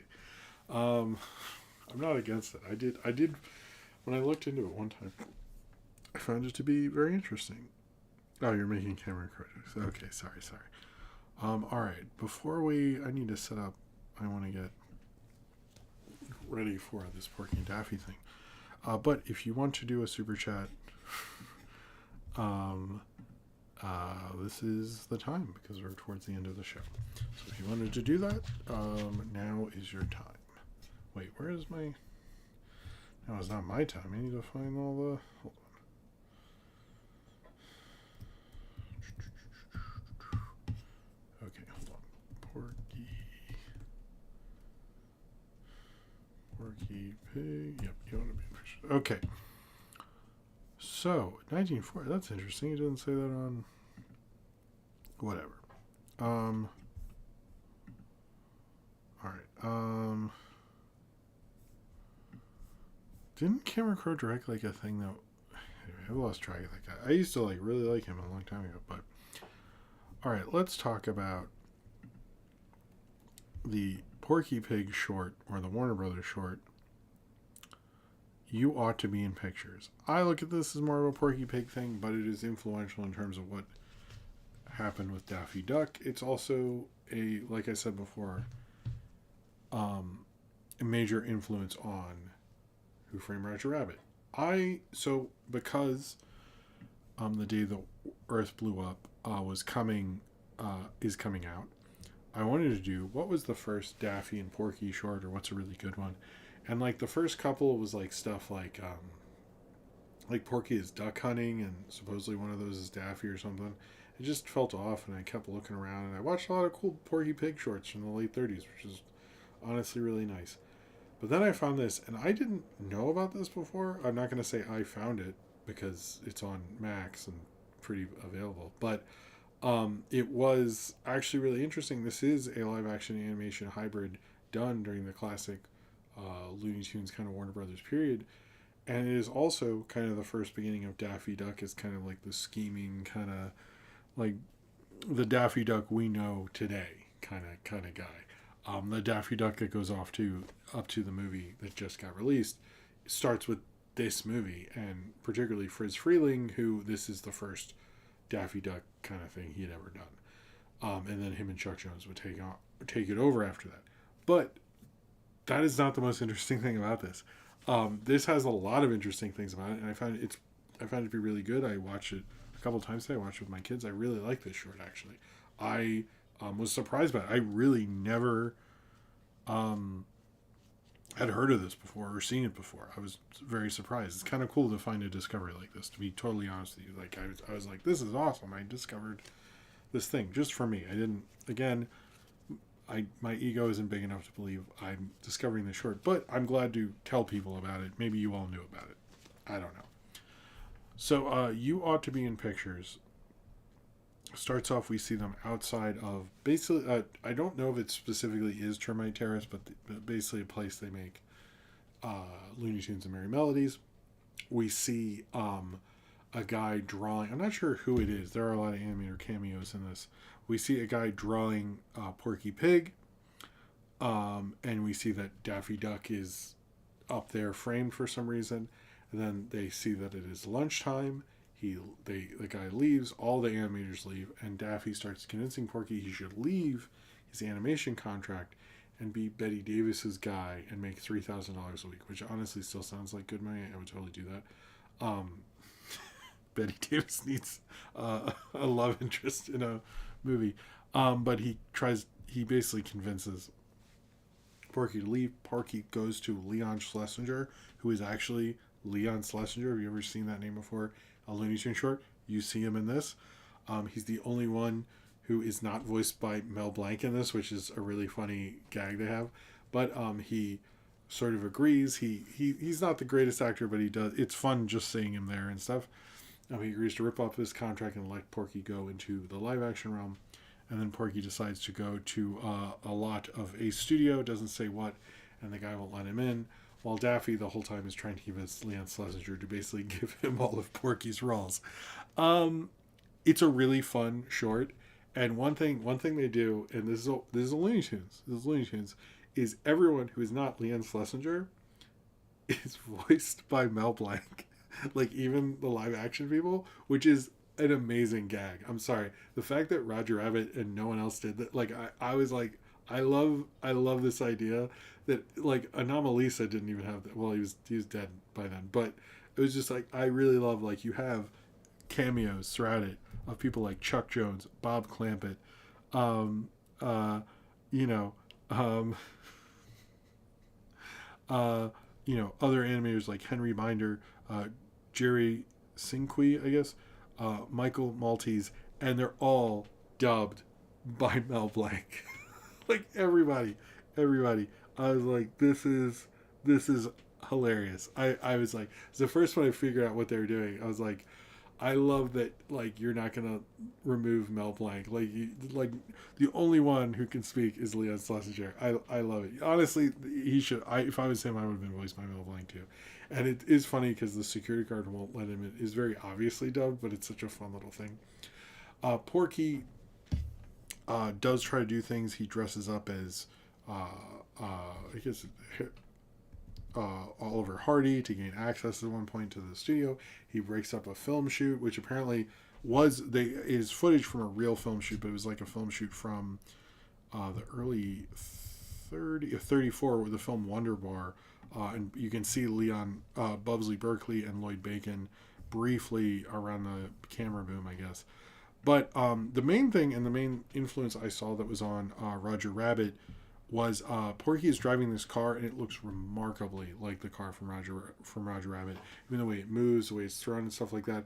I 100% think that's a reference. And even Jerry Beck, an animation historian and all around, probably the greatest animation historian living presently, said it's predating Who Framed Roger Rabbit by several decades. In fact, it's credited with inspiring the 1988 film You Ought to Be in Pictures, one of the most memorable of the black and white era Porky Pig cartoons. It's also one of the funniest. I agree, Mr. Jerry Beck. And it is actually fairly long for a Looney Tunes short. It's about 9 minutes. I usually don't go that long. This is like 9:30 actually, I think. This is actually Fritz Freeling's first Daffy Duck cartoon, and it's a milestone, and it really changed the character's development after this, and introduced him as vain and devious and a rival of the lead character and stuff like that. And then Chuck Jones would take what Fritz Freeling did, who is always, I don't know why he's credited as I Freeling a lot. I'm sure someone can correct me on why, but to me he's Fritz Freeling. But it is a really fun behind the scenes classic Hollywood short, and it's like, at first I was like, oh, maybe this will be too like gimmicky and I'll have a ton of cameos, but it's like a lot of fun. The whole Mel Blanc gimmick is really fun. Having a ton of I don't know, having like, yeah, having a ton of animation cameos and stuff like that. But also or animator cameos. Also, it's like fun seeing Porky. And there's a driving scene that's like, they put Porky in the right part of the frame and stuff like that. He's driving through traffic, and it looked actually fairly organic for that. It looks like they spent some time to getting this match very well. And there's certain things like Leon Schlesinger's eye line never matches up with Porky and stuff. But like, other than that, it's pretty amazing. Like, they were able to do the Richard Williams shit way before I think Richard Williams was animating. I don't know when he started animating, but let's just say I'm right. This is a really fun short. It really does show, it's the beginning of Daffy Duck. You get a live action hybrid. You get Porky Pig being hilarious. You get, all these amazing firsts in here, and it is really fucking good. I'm disappointed we don't talk about this one more. I think we should. Maybe I've just missed it all this time, which is a possibility. But I was really happy to do this. I do want to do more classic, like, animated short reviews, but this is one that really surprised me. It has a lot of charm to it. It's a lot of fun to it. It has a lot of good gags. And I love the Mel Blanc thing. I think that was really ingenious. They had a lot of fun with the material, but this is what I like about them. about like Fritz Freeling and all the Looney Tunes animators and people who are writing for it is like they're all extremely creative people who like to mess with things and like experiment and stuff like that, and you can't get that without having that amazing creative dream team involved. So if you've never seen You Ought to Be in Pictures, I highly recommend it. Apparently they tried to colorize it, but I'll never see that because that sounds terrible. But this it's a really fun black and white behind the scenes Hollywood thing. I would put it up there with some of the best behind the scenes Hollywood stuff I've seen of that era. But it is presently on Max. That is the best place to see it. I believe it's like the 6th season. They actually have the date wrong. I think they say it's 39, and it's apparently 1940 that it came out. But maybe I was wrong about that. Maybe it is. But I believe it's season 6 because they break it into these weird seasons for some reason. But it's really great. It's a lot of fun. It's wonderful seeing a behind the scenes thing like that. I really it's a good 9 minutes of your life that you'll get with Porky and Daffy Duck, and you get to see Chuck Jones, all that. When this is a separate thing, I will try to show the pictures of who's who if I can figure that out. Yeah, this was a fun discovery. One of the things I like doing about this is talking about various different shorts and animation things, and I'm really happy I was able to do that with this. Discover a new Looney Tunes, a great Looney Tunes short I'd never heard of before, and I think we should talk about this more. And someone should watch this before Roger Rabbit, and that someone's probably going to be that someone's probably going to be me. Sorry, that someone is probably going to be me, sort of soon. This is a wonderful short, and they're right. Porky Pig should be in pictures, and those pictures should be on the big screen, where Porky Pig and Daffy Duck are really good at eating up the screen, as they always are. Also, by the way, if you just go to Max and just watch the old Looney Tunes shorts, sometimes I'll just hit play and just like let it roll, and like you can really. Although we stepped on one tonight that I was like not. So be careful with kids and stuff because sometimes a weird thing pops up. I would make sure you know what you're doing with the kiddos, but if you're just watching it by yourself, it's fine. Anyway, I was really surprised by that. I really liked it. Did I get everything? I was very happy with that. With that discovery. So it's kind of like every now and then I'll see a short and I'm like, I don't know. I was really surprised. I try to write down shorts I'm really in love with for Me TV Tunes and everything, but this is a nice discovery. Sometimes it's nice poking around and you find something cool, and this is one of those times. All right. Sorry, I'm gonna drink some of the energy drink just because I need to keep going to do Space Ghost Fire Ant.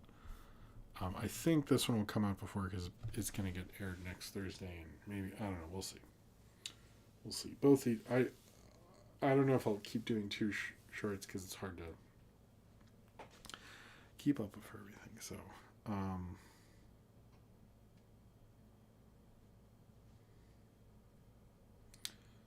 the family legacy. Wait, what?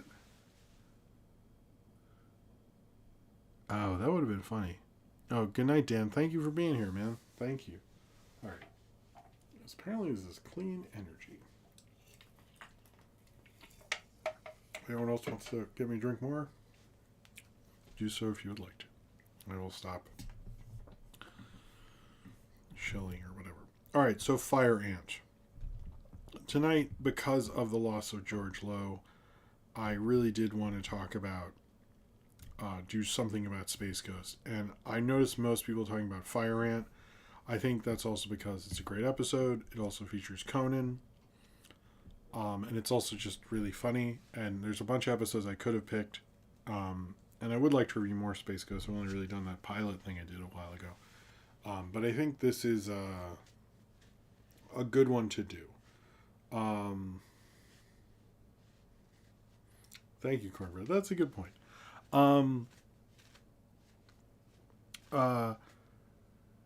So I like this like security guard, WB security guard fan fiction thing that's going on in the chat. I like this idea.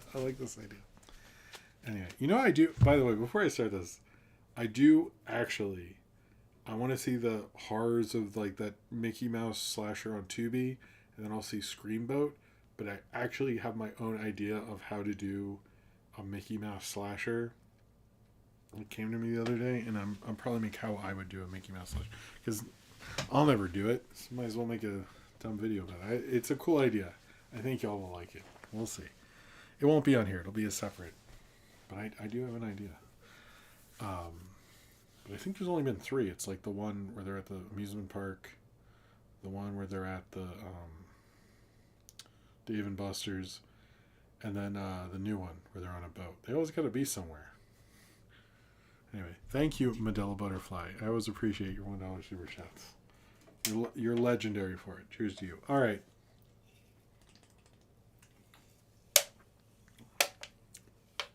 So, Space Ghost Coast to Coast, the episode 77, or the 77th episode of the show, called Fire Ant. This was a big one.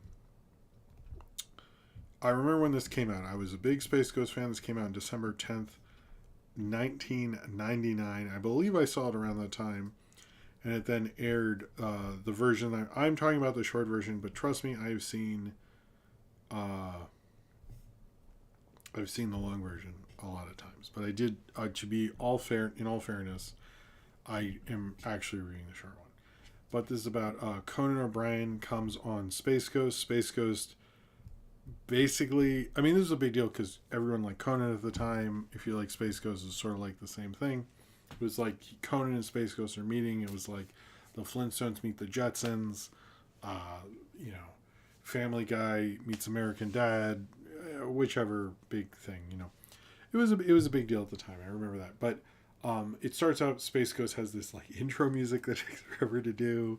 A planet blows up that he doesn't just take care of. He has a flashback to like Huna Igna Chawa Niha thing.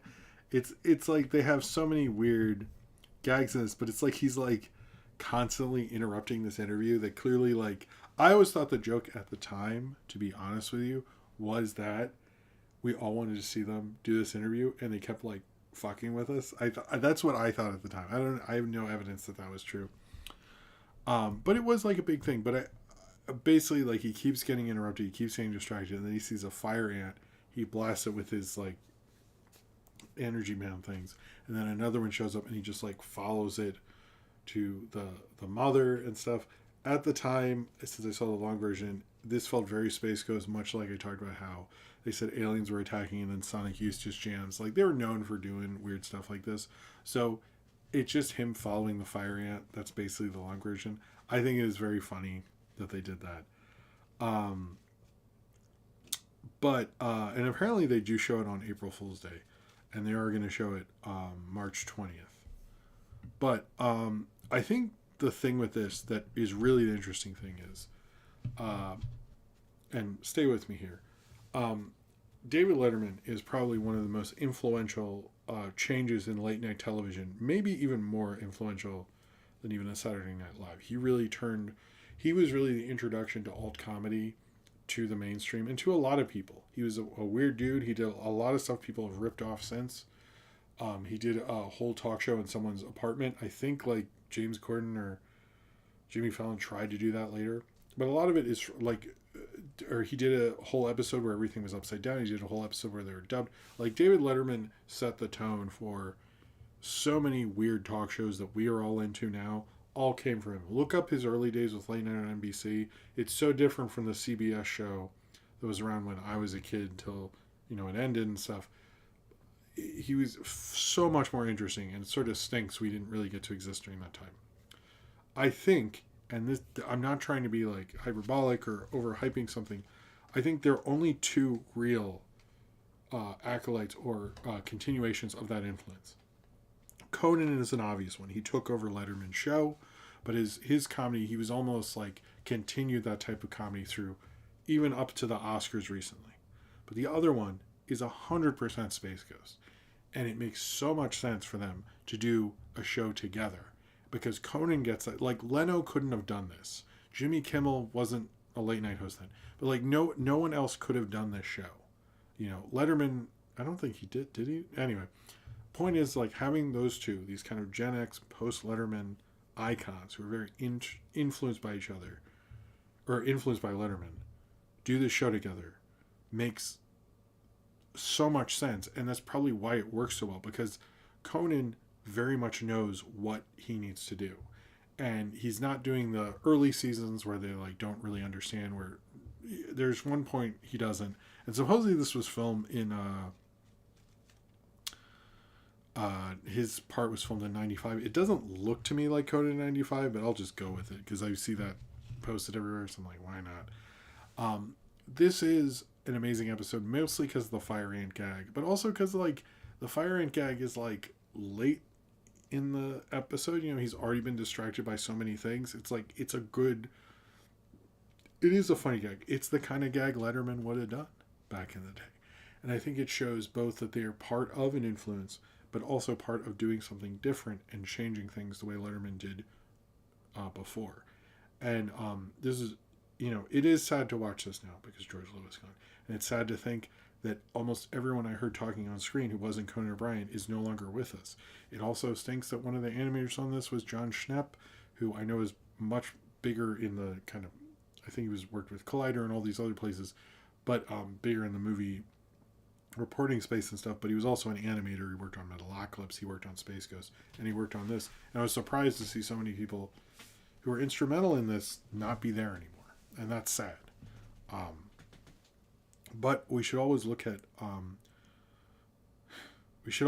what we got. We should always look at these people and what we got from them and the time we got to have with them, and not what we're missing out on, because that there's no real. That's not.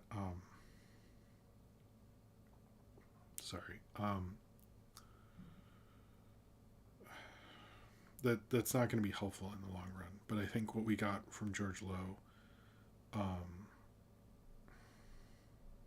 and this kind of comedy was unforgettable. And the fact that he would ever,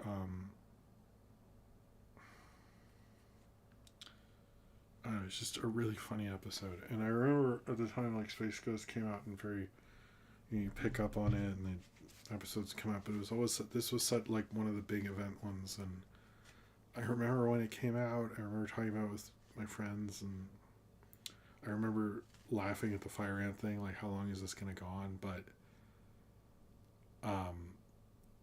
this was a real meeting in my, this is probably up there with the Thom Yorke Bjork episode. That was another big one, but it felt like big in a way that like mainstream people wouldn't, like, no one in 99 gave a shit, you know what I mean? But I remember at the time, like, little internet people like this, and like Joel coming back to Mystery Science Theater, like, those are the big 99 moments to me, and like I wouldn't shut up about it. And I remember this, and man, George Lowe, like, he does such a good job in this episode. Like, he is distracting the fuck out of this interview, and he was selling it and being the great voice actor he is. But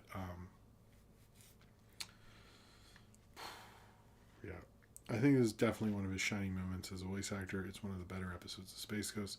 I don't know if there is a best episode. There's so many good ones, but the fact that this is the one I heard talked about the most when he died shows how great of a voice actor he is, and how you're lucky to have him, and lucky what he did with the Space Ghost character. And I think a lot of people wouldn't have brought the heart and the levity and the foolishness to Space Ghost the way George Lowe did. He was really one of a kind, and I don't think this episode works without him. And it seemed like both him and Conan understood what they were doing there and understood the influences they were playing with. And they're both real masters, and I think George Lowe goes beyond just a great voice of Space Ghost and what he did for Adult Swim. I think he also is one of the great talk show hosts of all time. And we would not have talk shows, like, the reason why you think all talk shows are weak is because George Lowe did too good of a job, and maybe he never got the riches that these other guys did, but he his influence will live past so many of them, and I'm sad to say goodbye to him, and I'm sad to say goodbye to Space Ghost, because it was like, it just felt like this nice little home, nice little cartoon you could enjoy. And it didn't, it felt like, the people who knew and no one else did, but he added that special fun to it. It felt like a silly cult world, and him and C. Martin Crooker and all those guys. It's sad that it's gone, but I'm glad that we had it, and I'll miss you. I'll miss you, Space Ghost. Sorry. Let's move on. Sorry about that. I didn't. I kind of knew that was gonna be tough for me. Sorry. It was kind of a big thing. Let's let's do the question. Sorry. let's end this thing, baby. All right.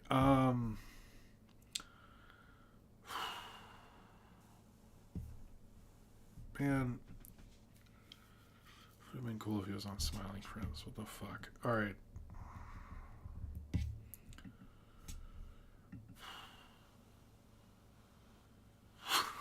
You know, that's harder than doing the Palestinian documentary. To be honest with you. Not what I expected to say. I'm sure nobody wanted that takeaway. All right, now that I've made an idiot of myself. Oh, Nathaniel Focus says, this is a Patreon questions. I'll hit refresh on them because I know sometimes somebody posts one after the show starts. I just want to be thorough. Okay, nobody did. All right.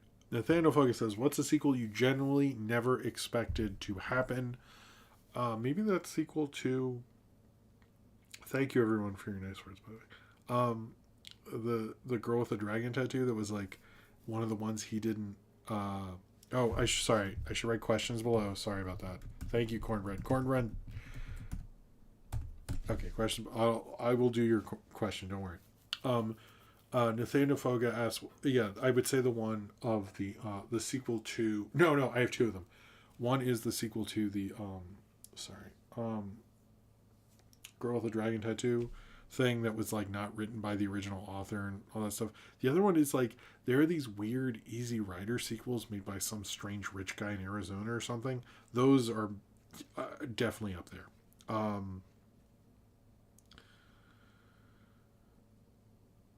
Pup, god damn that.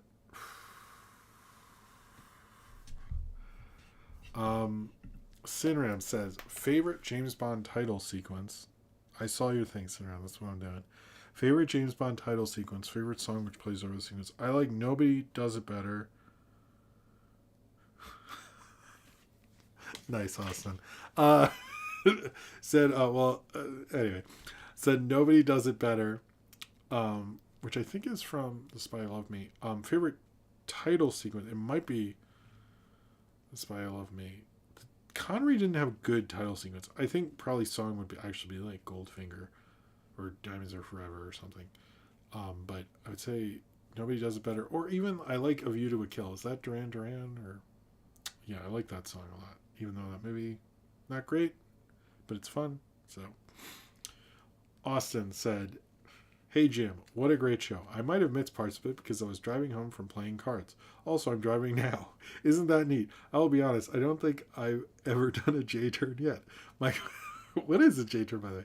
My question is, like most weeks, expect the upcoming April 1st week, and up next is Cornbread's question, and don't forget to mention we are doing the Discord 5th anniversary watch party this Saturday at 10 p.m. My question is, I was invited to speak about the Call the Collector and my work on it at my former university. What should I do to prepare for it? Do you think a PowerPoint is a good idea? If you have the material to do a PowerPoint, yes. I would try to be honest when you're talking to students and stuff. Hype it up. You want to make it interesting. Try to put some jokes in there. But also explain, like, this is how... try to say, like, this is just how it works. This is what works for me. Give some fun stories and stuff like that. That's what I would do. I hope that's helpful, Austin. If you need more questions, like, let me know. I hope I answered that right. I'm glad you're not chatting and driving. I guess it's just distracted driving. Just like Doctor Strange. Remember they had that warning in Doctor Strange? Don't distract drive and stuff. I remember that. All right. Cornbread says, question. Hey, Jim. Great answer to Austin's questions, which was before this, it got me thinking: is Daffy Duck, Bugs Bunny, and Space Ghost as teenagers with new jobs each week such a bad show idea? Oh my god, nice one. I did like that he goes, they're pirates. Also, they have a new show every week or new job every week. Anyway, that was funny. I mean, I would watch that. Jellystone, why didn't you do it? Super Dusky, R.I.P. George Lowe. I think the fact that he lent his voice to not only the first Adult Swim project, but one of the earliest for CN is amazing. That's true. He does have an insane legacy. Like, it was, like, really the first CN show that, or Cartoon Network show that really broke out for most of the public. Pup says, thoughts on the Danger Doom album. Was listening to Space Hose this week, and it hit me that nearly everyone featured on the track is gone. That's sad. I like the album more when I re-listened to it this summer. It was kind of my more introduction to MF Doom, but it's a great album. I think it's such a fun album. I really love it. Question: most underrated Space Ghost episode? Probably the Jam one with Sonic Youth. I think that would be up there to me. I don't hear a lot of people bring that up, but to me that's one of my favorites. Super Dusky, have you seen Monster vs. Aliens? And if you have, what are your thoughts on the Monsters vs. Alien meme blowing up on Twitter starting this morning? I don't know what you're talking about, and no, I actually haven't, believe it or not. So I don't know why I haven't. I don't have a good reason. Just haven't. Are there any shows or movies that capture similar magic to Space Ghost Coast to Coast? That's a good question. I mean, I think, to me, the real follow-up is 12 Ounce Mouse. But, and I'd say early Letterman, like you can find some of the early Lettermans, I would say that. Wave Twisters. Wave Twisters is an underrated cult movie. We need to be talking about that more. I've been trying to get so many people to review that and talk about it, and most people don't, but I would say that one. Question, you see that weird thing earlier this week, some bearded dude got all dressed up and reviewed some Seth Green Fox show with puppets. Bizarre. I don't know. I've never heard of that guy. I don't know. I saw there was one, but I didn't click on it. You know, it's like, what's up with that thumbnail? What are you wearing for St. Patrick's Day? Medela Butterfly. I don't think I will, but I usually get a green bagel. Maybe I will. We'll see. Friday the 13th 6 is an underrated James Bond intro. That is correct. Do you think, Nathanophobe, do you think the Disney remake is about to run dry? Yeah, I don't know. It was sort of a dumb idea, I think. I don't know what else you do with it at this point. Like, you're kind of running out of thing. Black Sax Whale, do you have a vacuum? I just bought a new one because my old cheap one was not handling my hair. Yes, we have like a cat hair one because I have 2 cats and one's very fluffy. Vento Samurai, hello. When will you have your own podcast for stuff like movies and animation? This is kind of right now. I would like to try to do something at some point, but we will see.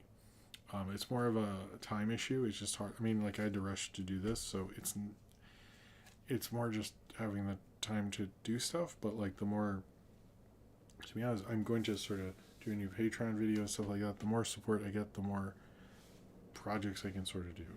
So as of right now, it's a little tough to organize that and figure it out because I have to do it myself. And like, when I was on Pizza Party or the POS podcast, I just kind of showed up and I was able to do those things. So I think, but it is something I would like to do. I don't know when. I've been I have some ideas and stuff, but I need to figure that out. So, ever had a Shamrock Shake? I don't think I have. Nathaniel Fuga.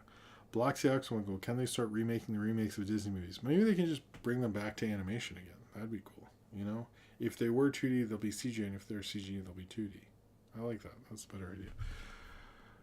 Or just don't. We could just make new stuff. Question from Cornbread. Because of Austin earlier in the show, I am now directing the new James Bond movie at Amazon. Do you have any advice? So far, I only have 70 minutes of the play and 64. I mean, that sounds pretty good, honestly. I would say just make sure you have a good Bond and a good villain and all that stuff.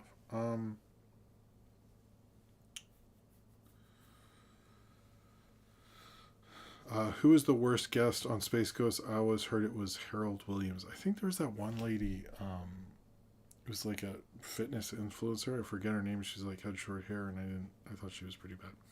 Cornbread, based on your review, I assume you haven't, but have you ever seen the Raw interview of Conan and Fireman? It's up on YouTube if you want to watch it. It's interesting. No, I haven't, but that sounds cool. Blood Tea. Question: what are your thoughts on the new Toxic Avenger design, which was released today? It looked cool. So,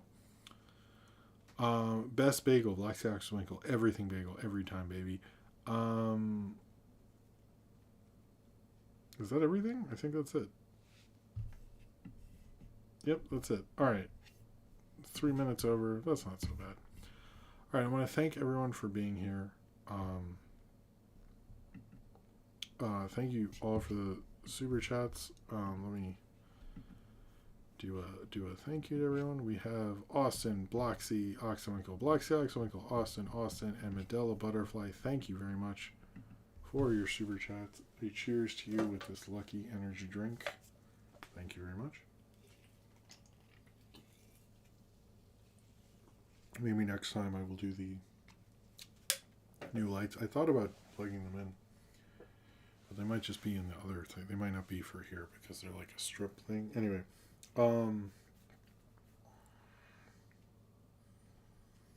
I think just a good actor that is Bond, not just a strong Bond. That's what I meant. Or strong bad. Get strong bad. He'd be a good Bond. Anyway, I'll see you all tonight. Thank you very much. Thank you for being here. Thank you for letting me talk about George Lowe and all that stuff. I will see you next time. I'm assuming next Thursday, but we'll see about that. Make sure you're subscribed to find out more updates. Thank you very much for being here. Thank you for your support, and I will see you all next time. All right? Peace, and have a good night.